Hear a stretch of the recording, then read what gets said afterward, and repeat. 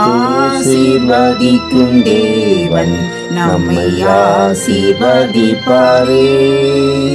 துதி ஸ்தோத்திரம் இயேசுநாதா, துதி உமக்கே என்றுமே.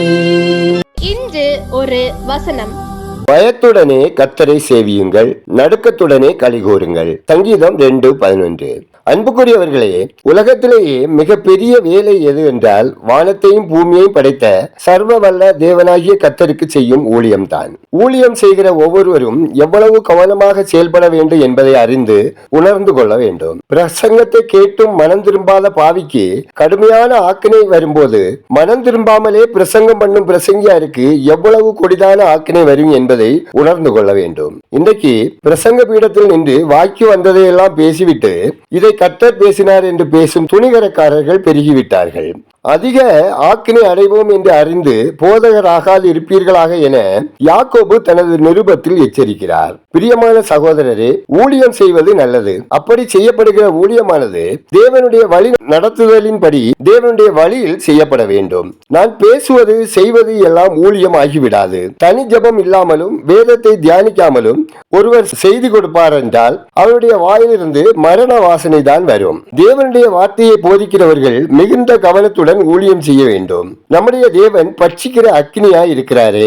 பயத்துடனே கர்த்தரை சேவியுங்கள், நடுக்கத்துடனே களி கூறுங்கள். நாம் ஜெபிப்போம். சர்வ வல்லமையும் மிகுந்த இரக்கமும் நிறைந்த பரலோக பிதாவே, ஆசீர்வதிக்கப்பட்டதான மனமகிழ்ச்சி நாளுக்காய் இந்த நாளின் வசனத்துக்காய் நன்றி சொல்கிறோம். அப்பா, விசுவாச ஐக்கியத்தில் இணைந்து உம்மை துதிக்க மகிமைப்படுத்த தேவ சத்தத்தை கேட்க சத்தியத்தின்படி எங்களை ஆராய்ந்து சீர்தூக்கி பார்க்க தந்த தருணத்துக்காய் நன்றி சொல்கிறோம். அப்பா, உமது சமூகத்தில் வருகிற நாங்கள் பயத்துடனே உம்மை சேவிக்கவும் நடுக்கத்துடன் களி கூறவும் உங்க கிருபை வேண்டுமாய் ஜெபிக்கிறோம். கிருபை வேண்டுமாய் ஜெபிக்கிறோம். ஆண்டவரே, உங்க கிருபையில் வளர்ந்து செழிப்படையத்தக்கதாக எங்களை போஷிக்க வேண்டும் என்று ஜெபிக்கிறோம். ஊழியர்கள் வசனத்தை போதிக்க ஆயத்தப்படுவதற்கு முன்பு தங்களை உமது சந்நிதியில் ஆராய்ந்து ஒப்புரவாகி உங்க வழி நடத்தலோடும் பரிசுத்த ஆவியானவரின் பலத்தோடும் போதிக்க தகுதிப்படுத்துங்க.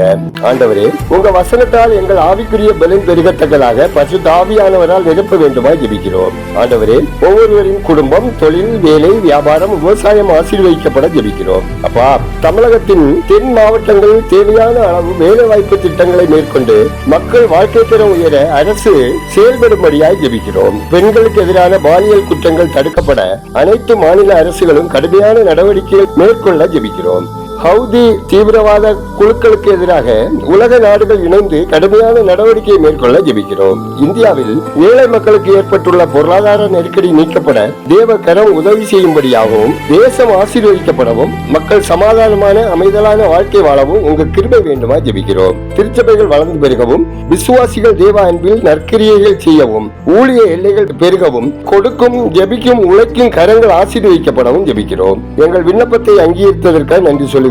துதிகனமையுமே உமக்கே செலுத்துகிறோம். இயேசுவின் நாமத்தில் ஜெபிக்கிறோம் எங்கள் ஜெபங்களும் நல்ல பிதாவே, ஆமென்.